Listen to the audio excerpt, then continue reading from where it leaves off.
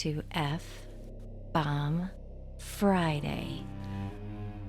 Tonight's nightmare was born from the imagination of Jezebel Michelle Creations, an original cryptid concept we're honored to bring into the dark.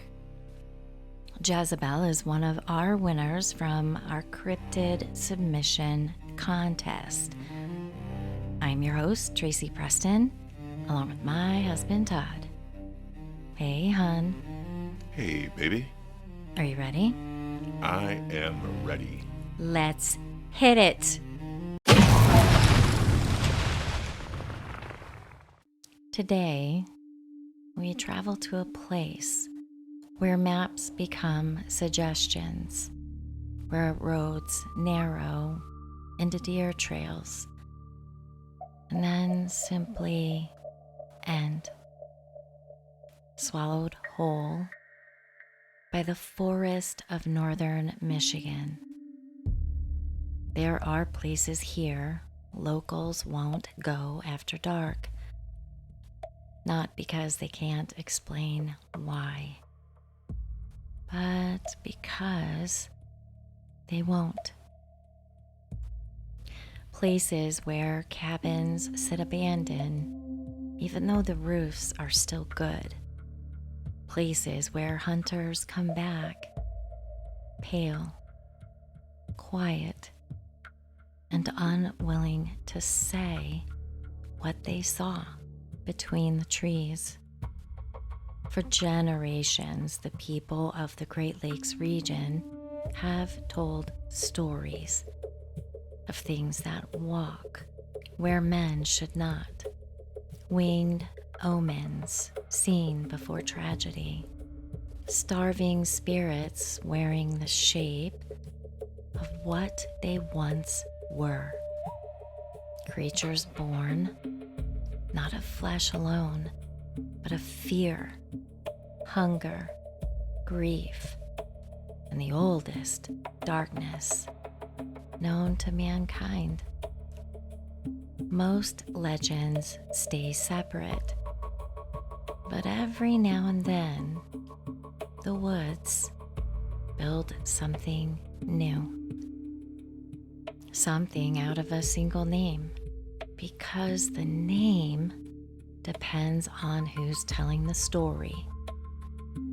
Some call it a warning, others a punishment, and some say it's nothing more than a story told to keep children from wandering too far from the fire.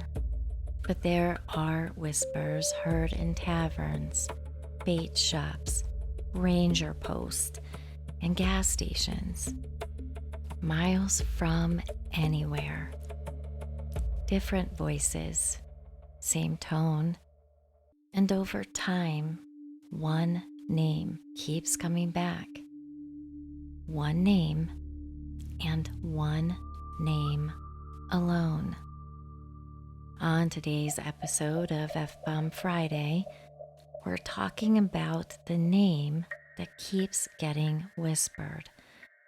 And the name is the Mothdigo.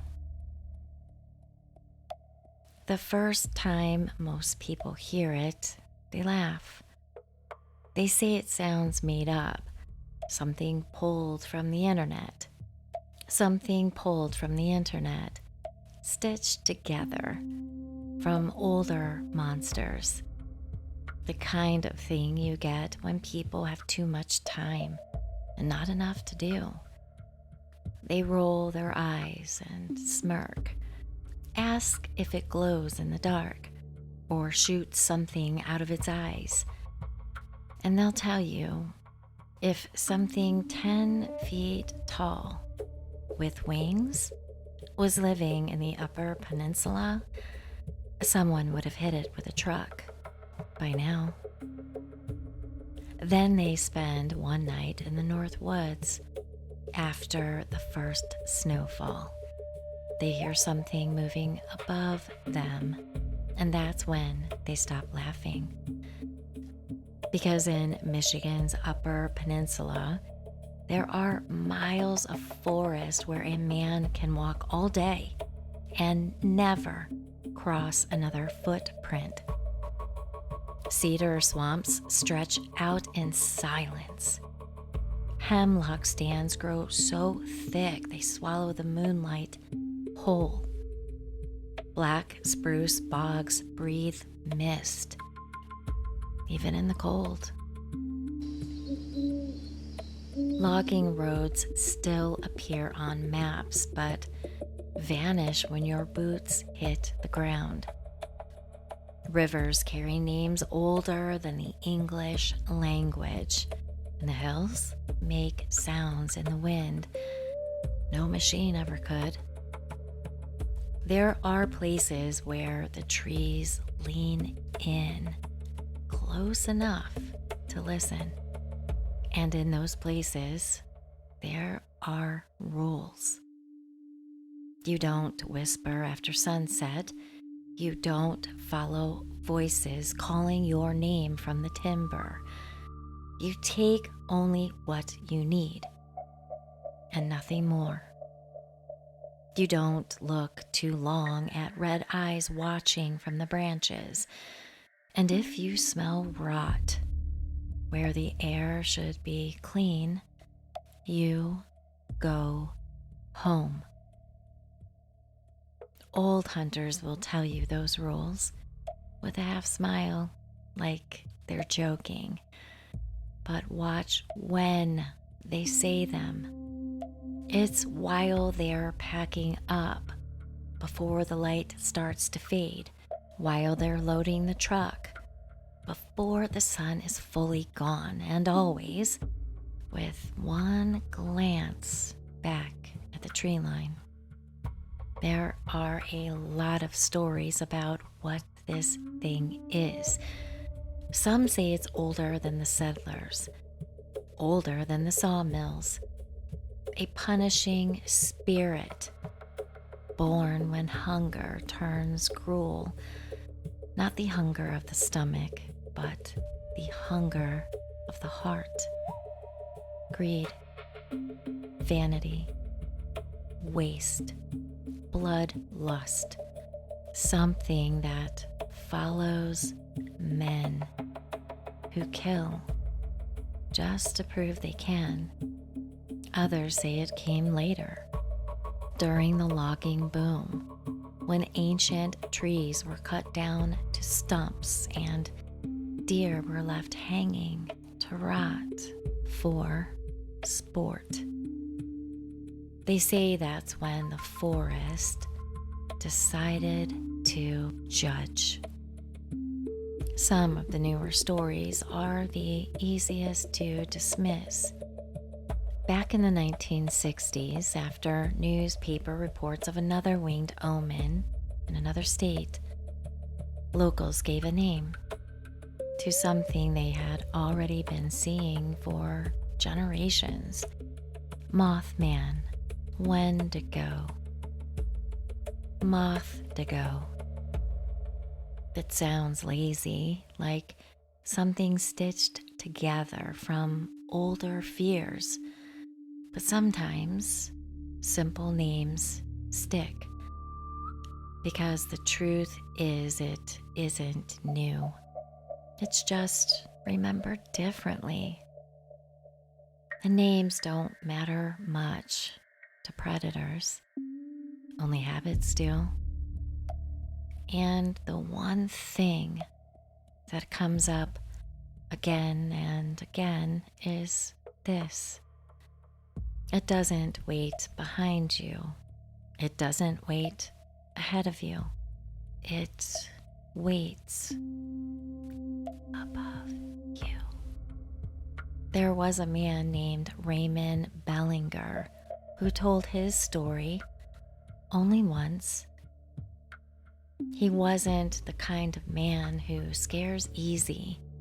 42 years old, a Korean War veteran, built like a barrel, hands as thick as splitting mauls. He hunted bear, hunted deer, and once killing a charging boar with a shovel after his rifle jammed. Men who knew him used to say he'd rather lose a tooth than admit he was uncomfortable.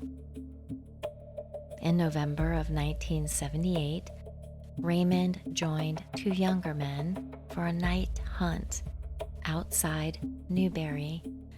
Illegal, of course. They planned to spotlight deer off an old 2-track and claim they were hunting coyotes, if anyone asked.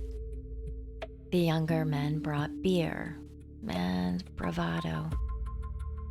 Raymond brought a rifle and bad judgment.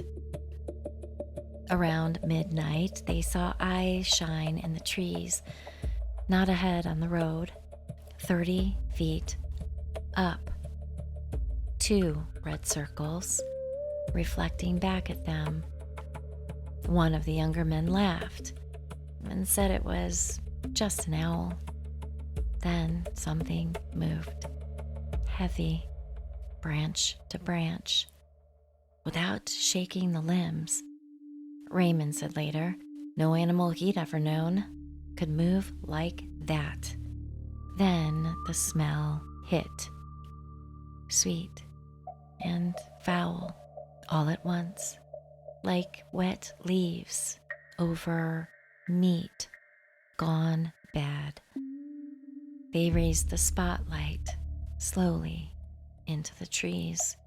The beam caught bark, needles, darkness, and then a face hanging upside down between the branches, skin pulled tight over a long, narrow skull, lips torn back from its teeth, eyes too large, burning red like brake lights in the dark, patches of fur, long wolf-like ears, torn, branching like broken antlers, and around its body, 2 black wings folded in, like a shroud. Raymond fired. Later, he said he didn't remember deciding to. The rifle cracked, and the woods went still. Then it dropped. Not fell. Dropped. With intention. It hit the hood of the truck.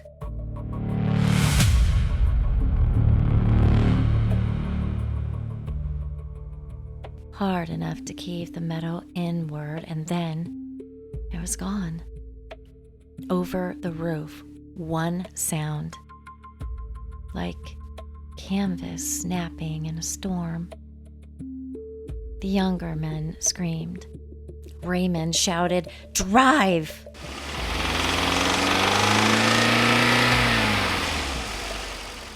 The truck fishtailed backward into a ditch. One man ran straight into the trees. That was the last time anyone saw him pull. The other scrambled for the cab as Raymond fought the ignition. Then something hit the truck, hard enough to rock the frame, claws dragging across steel. The rear window exploded inward, and Raymond felt it. Breath on the back of his neck. He slammed it into gear and floored it. They made it back to town. They went to the police and told them what happened, and it wasn't a story anyone wanted to believe. But they searched anyway. Days turned into weeks. They found nothing. No tracks, no body, nothing.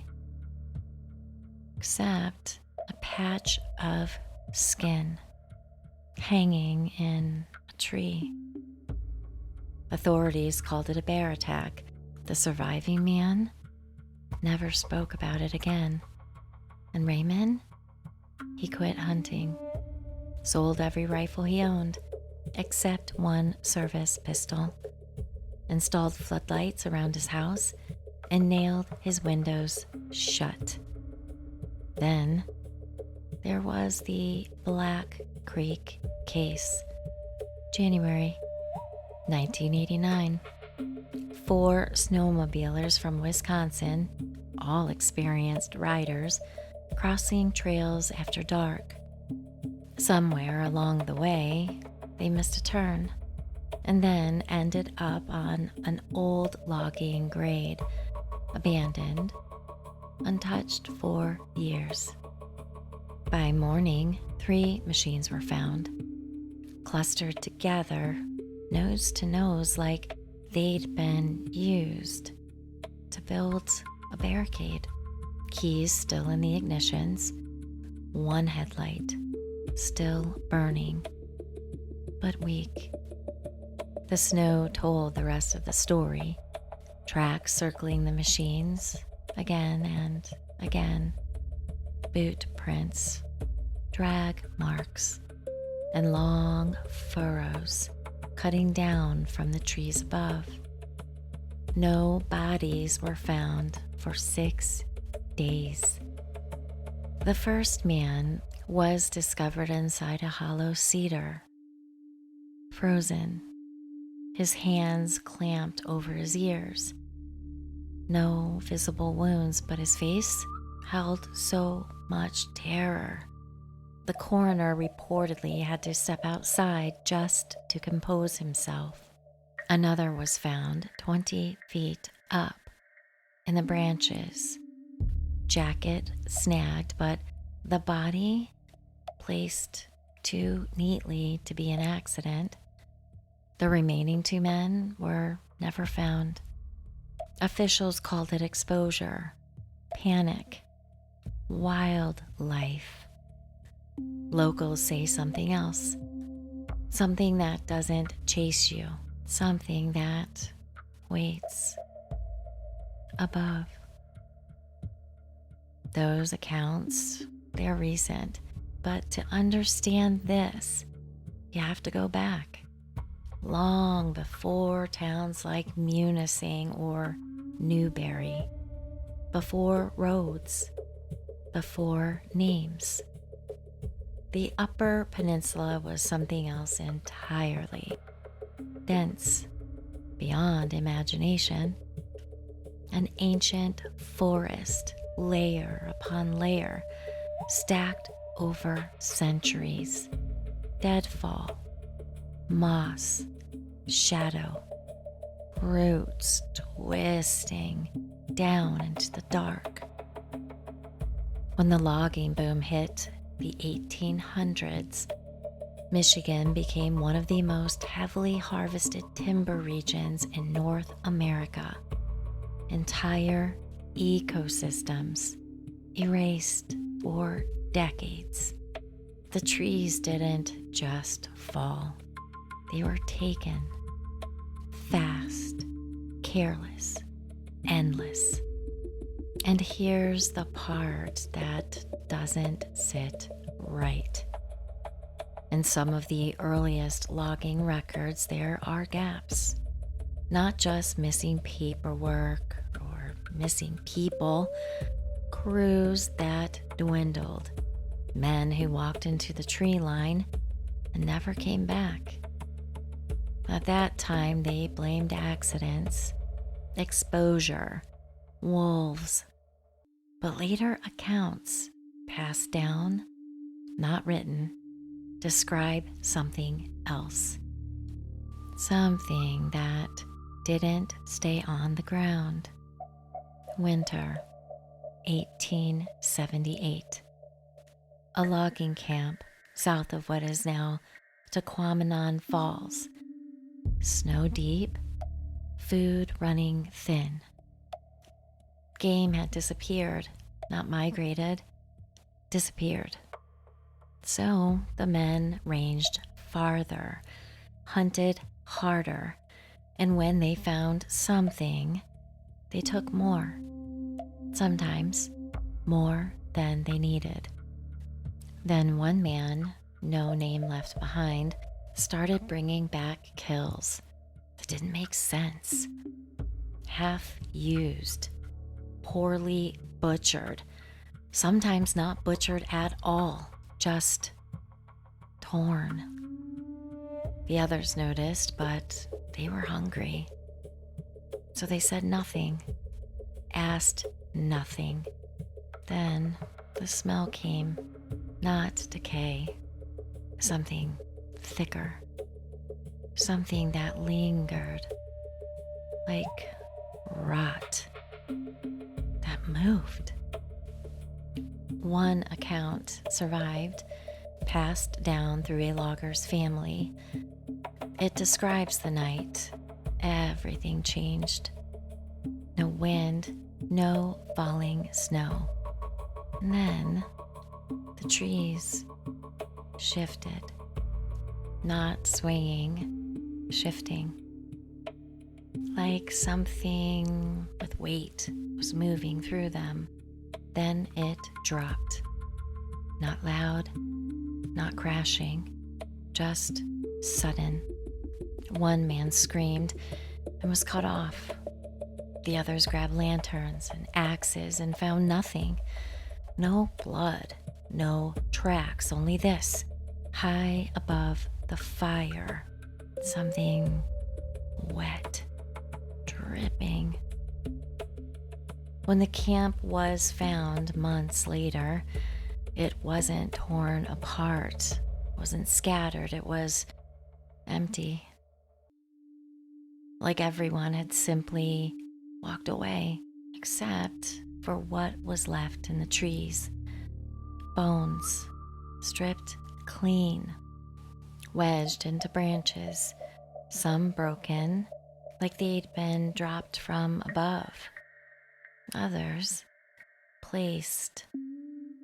By the early 1900s, hunters and trappers started describing something that didn't match anything they knew. Not a bear, not a wolf. Nothing that moved like it belonged on the ground. And the descriptions, they line up in ways that don't sit right. A figure, tall, skeletal, standing upright but not naturally, limbs too long, joints just wrong, skin pulled tight, gray, dry, like something preserved instead of alive. And the head, almost skull-like, lips drawn back, revealing long, narrow teeth, and the eyes, large, round, red, but not always. Only when it wants you to see them. And the wings, they don't look strong. They're thin and tattered, like they shouldn't hold anything up. But they don't beat in the air like a bird. They glide, silent, like something falling in slow motion. So, what is the Mothdigo, and what does it want? Because when you step back, the disappearances, the attacks, they don't feel random. They cluster around hunters, men who took more than they needed, men who didn't recover what they shot, men who left the remains behind, greedy, wasteful. But then there are the others, the ones who didn't, or at least not this time. So what does that mean? Did they do something before? Were they about to? Thinking it? Planning it? Poaching? Killing? just for sport? Or is it something else entirely? Maybe the Mothdigo doesn't protect anything. Maybe it judges and decides who deserves what comes next. Or maybe there is no judgment at all. Maybe once it sees you, you're already marked. It's not protecting nature. It's not restoring balance. It doesn't care about ecosystems. It cares about something much simpler and much colder. You took. Now it decides if you were allowed to. Skeptics will say it's an owl caught wrong in the moonlight, a starving bear moving through branches and shadow, mass hysteria stitched together from old folklore and modern fear. But the Mothdigo is something older, something that doesn't disappear. It just changes names and waits for people to forget what it was called the last time. That's the nature of legends. They adapt. A winged omen becomes the Mothman. A hunger spirit becomes the Wendigo. But the forest, it stays exactly where it has always been, waiting for the next generation to give its fear a face. And maybe that's why the Mothdigo endures, because deep down, every one of us understands two things: the fear of being watched, judged from above, and the fear of becoming something monstrous from within. If only the guilty suffered, we'd call it justice. But because anyone can suffer, we call it fear. There's a belief among those who spend enough time in the woods that nature doesn't forgive. It remembers, and sometimes it answers. So if you go out there, if you take a rifle, a bow, a blade, if you step into that place where life and death are decided, just remember, you might not be the only one making that decision. Out there, you're not being hunted. You're being judged. Well, Jezebel. Great creature, great cryptid. This one definitely has the spooky factor for sure. Initially I wasn't sure quite how I felt about it, right? So combination between the Mothman and the Wendigo. Yeah. But boy, have I changed my mind. Yeah, and I did like the initial idea. The trick was definitely giving this cryptid its own identity, separate from those other two cryptids, but still drawing on those key aspects from those creatures. I like the combination in it, and it worked well. It was a good recipe, but we had to make something different here. Something that had its own boldness. Something that was different and far more scarier, I believe. Well, and I thought that the deep woods of the Upper Peninsula would have left me feeling quite unsafe. Yeah.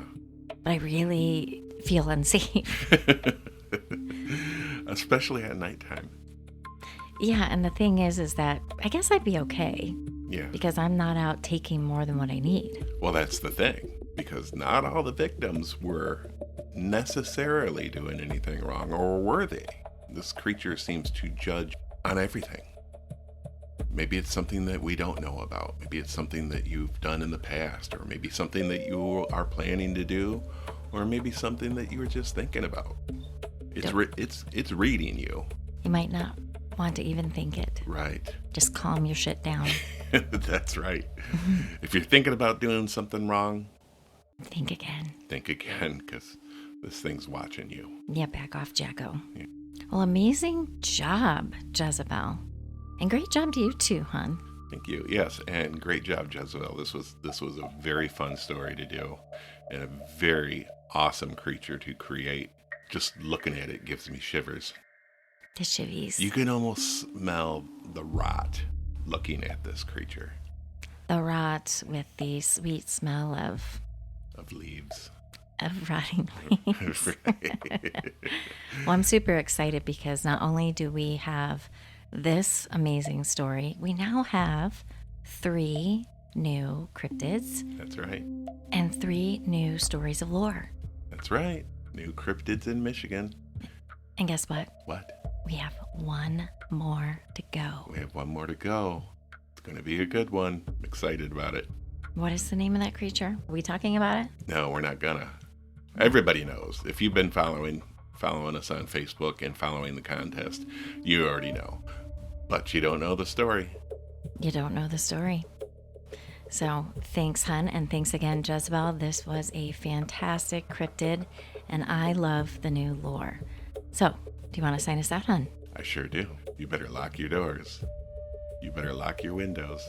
And you might want to check under your bed. So thank you, everyone.